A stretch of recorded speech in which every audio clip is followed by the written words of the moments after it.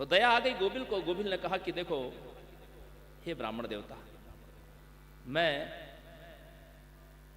श्राप तो वापस नहीं ले सकता, लेकिन एक चीज जरूर कर सकता हूं कि ये वरदान आशीर्वाद तुमको दे देता हूं कि समय आने पर तुम्हारा पुत्र फिर से विद्वान हो जाएगा। गोबिल कहते हैं क्योंकि वस्तुतः जो व्यक्ति का प्रारब्ध होता है वही कई बार ब्राह्मणों के, ऋषि मुनियों के मुख से निकलता है।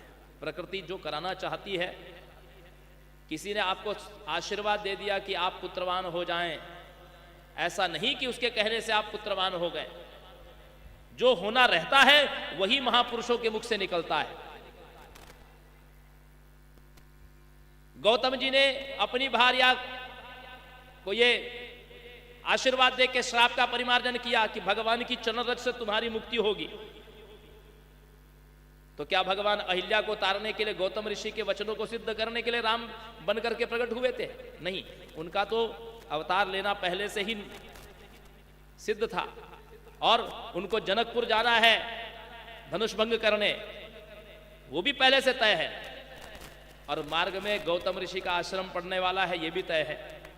इसीलिए जो कुछ होना होता है वही महापुरुषों के मुख से निकलता है। इसलिए गोबिल ने कहा कि आप चिंता मत करिए, अवश्य ही कोई कारण होगा। ब्राह्मण के पुत्र हुआ, पुत्र होने के बाद वो गूंगा हुआ, मूक था। उसका नाम था उतथ्य। उस उतथ्य को माता पिता ने बहुत कुछ सिखाया, लेकिन वो मूर्ख था और गूंगा था, इसलिए वो कुछ भी बोल नहीं सका, न कुछ सीख पाया। किसी प्रकार से कैसे भी भोजन कर लेना, पेट भर लेना, बस इसके अलावा उसको कुछ न आता था, कुछ भी नहीं सीख पाया। परिणामतः पिता ने एक दिन दुखी होकर के कह दिया, ताना मार दिया कि तेरे जन्म लेने से तो हमारा पूरा जीवन बिगड़ गया। इस बात से दुखी होकर के वो उतथ्य वन में चला गया और वन में एक कुटिया बना करके गंगा जी के किनारे रहने लगा।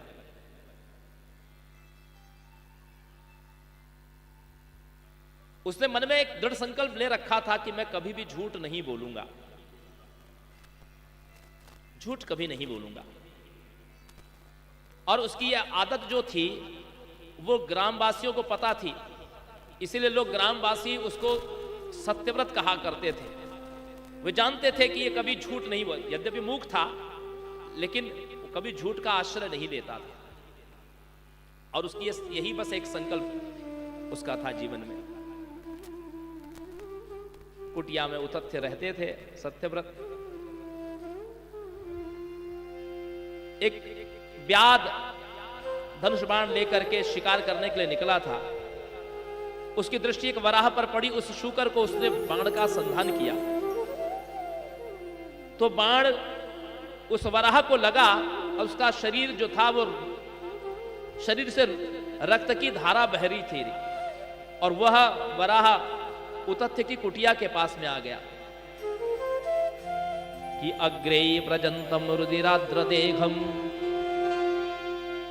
दृष्ट्वा मुनिम शूकरमासु विद्धम कि दयाभिवेशात् दधिकंपमान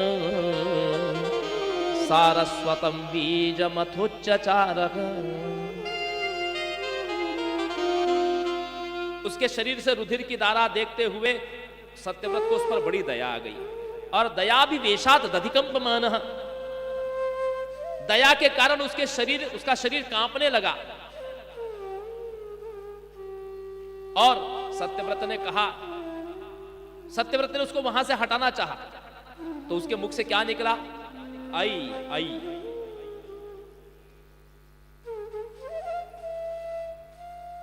इस आई में यदि आपने एक अनुस्वार लगा दिया कि बिंदी लगा दी तो ये ऐम हो जाएगा। ऐम ही वाग्बीज है।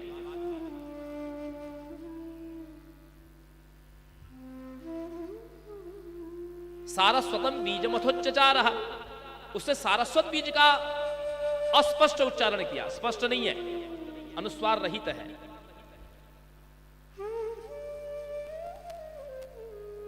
और इधर पीछे से व्याध आ गया तो व्याध ने पूछा कि आपने शुकर को देखा है? इसी रास्ते से आया था। अब उतथ्य सोचते हैं बता दूं कि कहां पर है तो ये उसको अवश्य मार देगा, और कहता हूं कि नहीं देखा तो मेरे मुख से झूठ निकल जाएगा।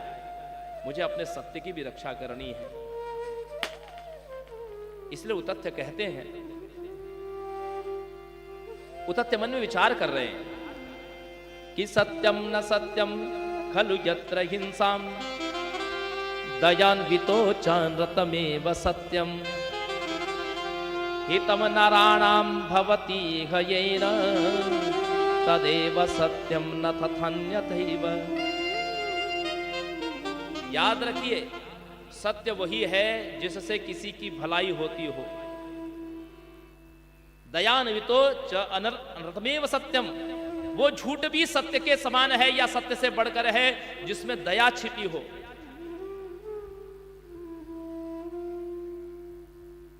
और जिसमें किसी की हानि होती हो वो सत्य तो असत्य से भी निकृष्ट है। ऐसा सत्य ना बोले जीवन में जिससे किसी की हानि हो रही हो।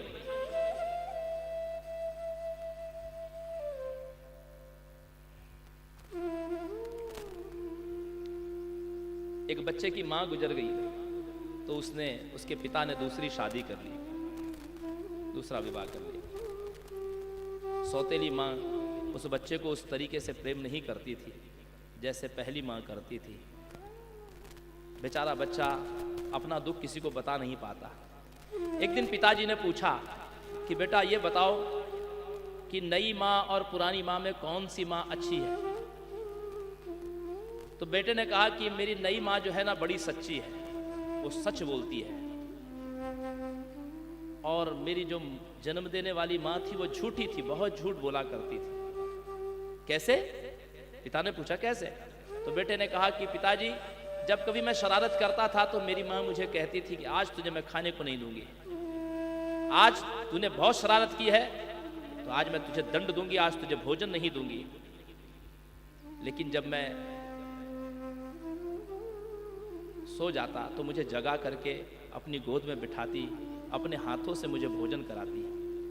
वो तो ऐसा रोज कहती थी कि तुझे आज भोजन नहीं दूंगी, रोज झूठ कहती थी कि मैं तुझे भोजन नहीं दूंगी, लेकिन वो रोज मुझे भोजन कराती थी। और मेरी नई माँ इतनी सच्ची है कि उसने आज मुझसे कहा था कि मैंने शरारत की तो मैं तुझे भोजन नहीं दूंगी, और आज उसने सचमुच में मुझे भोजन नहीं दिया है। मेरी नई माँ जो है ये बड़ी सच्ची है।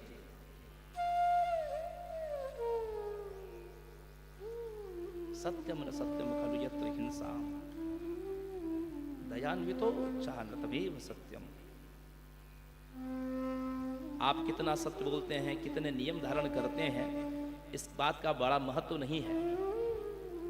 आपके हृदय में परोपकार की भावना कितनी है, जीव मात्र के प्रति कल्याण की भावना कितनी है, यह ज्यादा महत्वपूर्ण है। आप कितनी माला घुमाते हैं यह ज्यादा महत्वपूर्ण नहीं है, लेकिन कितने लोगों का आप पेट भरते हैं यह ज्यादा महत्वपूर्ण है। कितने स्तोत्र और कितने पाठ आप करते हैं यह ज्यादा महत्वपूर्ण नहीं है। आपके वाक्यों से कितने लोगों के जीवन में शांति आती है यह ज्यादा महत्वपूर्ण है। और कदाचित भगवत दर्शन का मार्ग भी यही है, दया।